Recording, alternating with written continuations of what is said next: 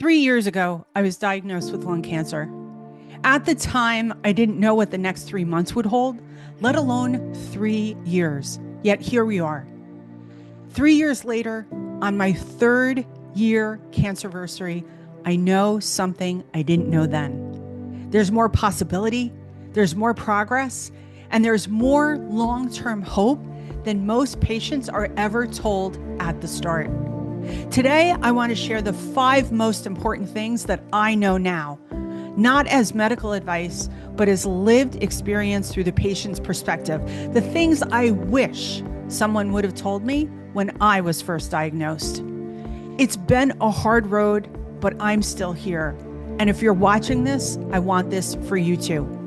Whether you're newly diagnosed or you've been fighting this for years, stay with me until the end. Because what I'm sharing today isn't talked enough, especially for new patients. But it matters if you're going to keep on going and give this everything you've got. This is Lung Cancer Strong.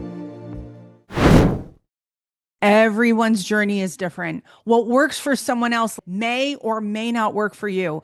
I found this to be true early on when I went on and consulted with an alternative doctor who put me on ivermectin and mebendazole. Not only did those 2 medications not work for me, but they caused toxicity in my liver that was extremely damaging to my case. I also tried certain diets that I found other cancer support groups were talking about: keto for cancer, vegetarian, SOS diet. I felt myself running early on from thing to thing to thing to thing, including the diets, even certain medications that I thought that were going to work for me long term.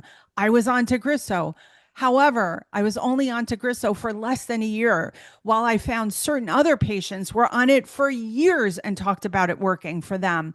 So again, this may or may not work in your favor. What works for somebody else, even if you have the same type of cancer, we are all uniquely different. And that is one of the most important things that I could tell you early on in your cancer journey.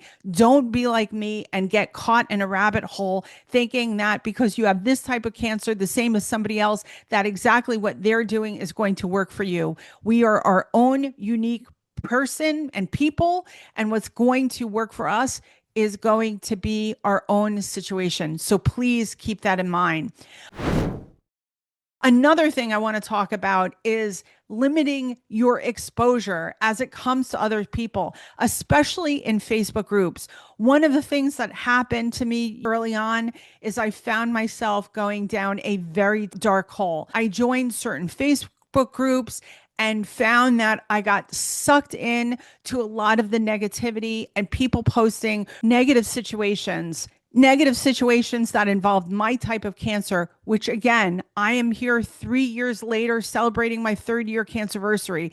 If I had let those situations rent space in my brain, I don't know that I can honestly say that I would have the same mindset and the same outlook and the same positivity that I have right now. Be mindful looking at people who have the same type of cancer as you do. It doesn't mean that their experience is going to be your experience. So please keep that in mind. Not only is our unique journeys different, but you'll find, and it's so important to find what works for you. And part of that is what restores you, what brings you joy, what are some of your non-negotiables as it relates for maintaining your health and well-being. For me, I can speak of 3 years later, acupuncture has been a tremendous blessing. As a matter of fact, I try to do acupuncture once a week. Addressing my mental health and working with a therapist has also been a life-changing thing. We've done EMDR to address scanxiety. We've talked about different issues. She's recommended certain books and things that I wouldn't have normally read or have gone to, or information that I would have sought out. So that mental health component is really important. And the last thing I want to say about that, about like learning what works for you, is even your work. For me, you guys, I love my work. Unfortunately, I had to adjust my work schedule slightly, But I really had to think about the things that I love doing as part of my work. That means going to the office. That means being with people, traveling, speaking, and doing the things that I love and bring me life and vitality. Whatever that is for you, your journey is uniquely different. So please figure out what those things mean for you and what you need for your well being. That's number one. Learning the lung cancer lingo is an absolute necessity. Definitions, acronyms, lung cancer shorthand. When I was first diagnosed, there were terms and things that I didn't know the difference for. Non-small cell lung cancer, EGFR, exon 21, and medical jargon such as standard of care, first line therapy, adjuvant therapy. I don't even know if I said that right. And the difference between chemotherapy, radiation, targeted therapy, immunotherapy. And there's so much medical jargon out there. It is your responsibility as a lung cancer patient to figure out what all of these things mean. Yes, we will absolutely have it in a future episode. All of the terms that you need to know, we'll call it Lung Cancer Basics 101. I'll make sure that we record a future episode on that. But please learn the lingo. You don't have to learn it all in one day, but start to consume and get yourself familiar with it. ChatGPT could be a great source. Google can continue to be a great resource. YouTube also too, a great resource for information about making sure that you learn the medical lingo. It's not a nice to have, it is a need to have. Also, when it comes to arming yourself with information, I wish that somebody would have told me about PubMed early on in my diagnosis. Unfortunately, I had to learn that myself. No oncologist talked about it. No doctor talked about it. I learned it myself by taking myself to an event called the Hope Summit. Here's what I can tell you about PubMed. I'll put a link because the link is it's very long. But if you research PubMed, they are comprised of more than 39 million citations for biomedical literature from Medline, life science journals, and other online books. What you can literally do is you can literally type in your specific type of cancer. In my case, it's exon 21 L858R in the query box, and a bunch of research will actually come up. That research is so helpful for you to understand and for you to learn what's happening with your specific type of cancer. Even if you don't have a genetic mutation, I highly recommend you spend an afternoon, an hour checking out PubMed and looking at the latest research according to journals. The next sources of information that nobody told me about, literally nobody, that I had to figure this out on my own, were lung cancer nonprofits. Sure, I knew about the American Lung Association, but nobody told me about GoTo for lung cancer, Longevity, LungCan, and the White Ribbon Project. These are things that took me years to learn, you guys. I will make sure to include a link in the description, and you can see all of these right here. These are important nonprofits that you should all be aware of. There are also lung cancer advocacy groups that nobody told me about, and specific to your type of cancer, if indeed you have a genetic mutation like I do. Some examples of these advocacy groups are EGFR resistors, ALK positive. There's a group for exon 20. And there's also too, if you are young, under the age of 40, there is Young Lung Cancer Initiative. These amazing advocacy groups have put information out there that'll be so helpful for you to learn about the experience of other people and how it relates to you. I promise that you will find hope and you will find information, and they are worth checking out. Also, something as it relates to information that I highly recommend is subscribing to different newsletters. In my case, I subscribe to the EGFR resistors, so I get information on that. I get information from longevity and also the go-to for lung cancer. There are many, many more. Find what works for you, but just be aware that part of this disease means that you have to keep current on the latest information. Another benefit to subscribing to these different advocacy groups are the fact that there will be in-person and virtual events that you can attend. For example, happening this year through longevity is the Hope Summit. That is May 1st to May 3rd in Dallas, Texas. I went to that. That's an in-person, that was my first in-person lung cancer summit and provided a lot of useful information. There were patients there. There were doctors there. There were research there. They were sharing the latest and greatest information.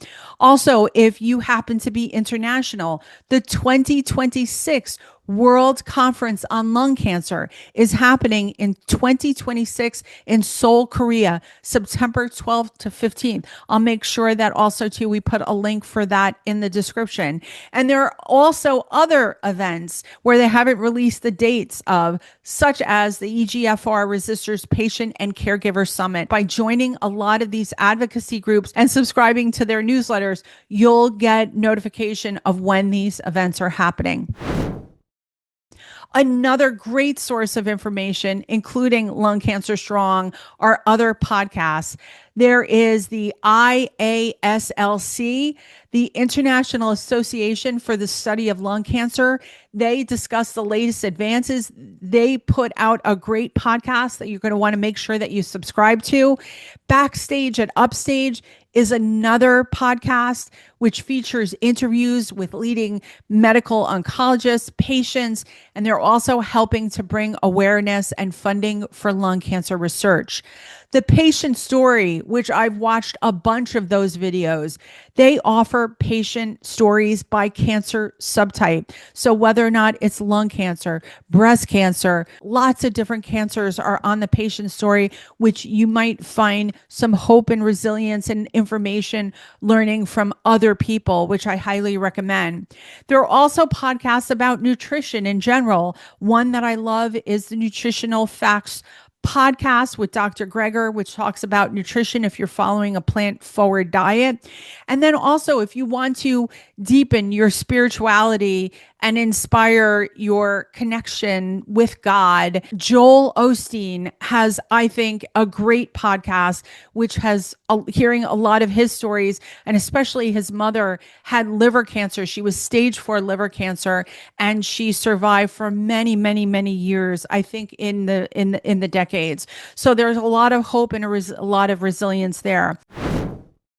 I also want to talk about some books, whether those are audiobooks or books that you have by your bedside. 5 books that were absolutely instrumental for helping me that I wish that somebody would have told me about early on in my diagnosis. Number 1, Radical Remission by Kelly Turner. These are stories of people who have had advanced stages of cancer, various types of cancer, not just lung cancer, and they have survived through lots of different things. There are actually, I think, 10 or 11 factors in there. Radical Hope by the same author, by Kelly Turner, also too provides a lot of hope and stories of resilience and things that you could learn from. Whether or not that you take 1, 2, 3, or a bunch of snippets of information, they will help to inspire you and give you hope. There's also another book that I love. It's called Supernatural by Joe Dispenza. That talks about how you can use your mind and reverse engineer different outcomes. He talks a lot about meditation, specific stories and things that he's done with his groups that could be inspiring. And then last, I want to say these 2 books, especially Will to Live by Paul Seyfarth is an absolute must, especially if you're a stage 4 lung cancer patient right now. You can find this on Amazon. And another story of hope and resilience that I absolutely loved is Living with Terminal Cancer by William Chouette. And these books are all on Amazon. And another book that I highly want to recommend are Cured. And this is by Jeffrey Rediger, all on Amazon. And you can get, in a lot of cases, you can get the audio versions to these. I hope that you find that information helpful. Self-advocacy is essential. I have to tell you that this is one of the most important things. It took me years to really understand and really help to advocate for myself. But here's what I want you to know. Relating to your doctors, number one, and the idea of self-advocacy, it is okay for you to change your cancer center, for you to change your oncologist, and for you to change your medical team, especially if it's warranted. I will give you a example. I changed my medical team 3 times. Right now, I'm being treated for stage 4 lung cancer at Memorial Sloan Kettering in New York City. And I told you already that I'm on a clinical trial. One of the reasons that I changed my medical team is, number one, access to clinical trials. We're going to talk about that in a future episode. Another reason why I changed my medical team and I changed my oncologist is because of a lack of urgency and a lack of care. So one of the things that happened is, in a previous cancer center, they found a lesion on my liver, and they told me that the next appointment that they could give me to check that out, because we needed an MRI, would be 2 months later. I asked for that cancer center to please help me find an earlier appointment. I would be willing to go anywhere, travel anywhere at any time of night. And they told me no. When that happened, I was out of there. A lack of urgency, a lack of care. If you don't feel that your medical team is dealing with you the way you want them to deal with you, and the way that you really need people to actually care about, you need to advocate for yourself, and you may need to go somewhere else. Another thing as it relates to self-advocacy and your medical group is, do not be afraid to ask questions without being fearful and afraid of judgment. If your medical team is giving you judgment and giving you attitude for asking medical questions, especially as it relates to your condition, you know what I want to say? Lose their number. Find another medical team. There are many that will be happily and will be deal with you with open arms. You should not have to worry about asking medical questions and having to defend that. The next thing I want to say about self-advocacy is get a second opinion. A great oncologist will not only support you getting a second opinion, they might actually be the gateway for you in order to do that. So don't ever be afraid of getting a second opinion. It is in your best interest. And I've heard of so many cancer patients, and again, I was one of them. I was afraid to get the second opinion because I felt like I was cheating on my oncologist. Nothing could be further from the truth. Actually, getting that second opinion saved my life, and it could save yours too. The next thing I want to talk about, self-advocacy, that I wish that someone had told me early on, relates to research and clinical trials. I just talked about the PubMed.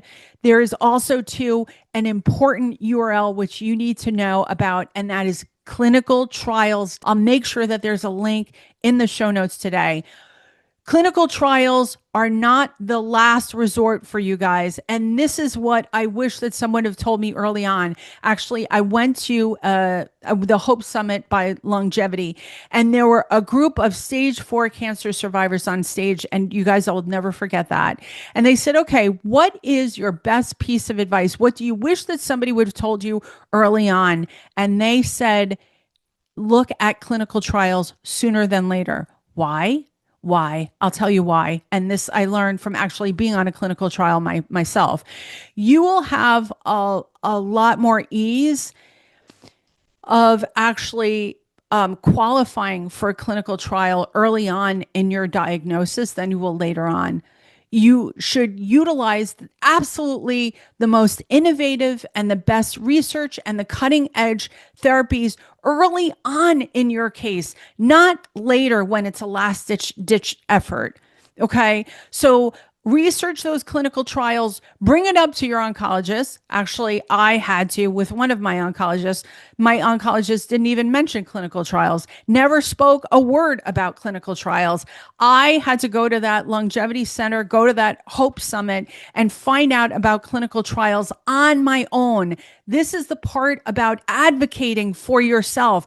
Do not be afraid to talk to your oncologist about clinical trials and your cancer center. And if you can't find the information there, go search for a second opinion, learn what clinical trials you qualify for, even if you have no intentions about doing them. You need to have that information in your back pocket. It could potentially save your life. The last thing I want to say and the last thing I want to share, which is the most important factor of all of the factors, and it's this: long-term survival is possible. I wish that someone would have told me that early on, that long-term survival is possible for stage 4 lung cancer. There are new treatments, there are new protocols, there are new discoveries, there is new research, there is progress being made every single day for lung cancer.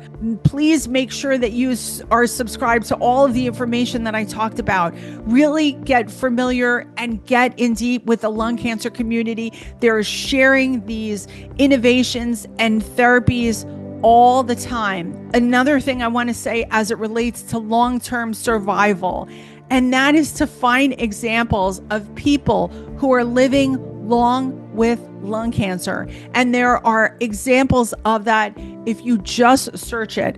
I promise you, there are examples in this book, Will to Live. The other example, this book also here, Living Terminal with Lung Cancer. William Chouette has been living with lung cancer for almost 2 decades. So there are actual examples of people who are living a long life with lung cancer. I want you to be aware of those people. I want you to be aware for yourself. You, yes, you could be one of those people. So remember, long-term survival is not only probable, it's possible for you. So I hope that you will take all of this information today. It is one of the most important videos, you guys, that I've ever recorded and that I've ever shared. 3 years, I've learned so much.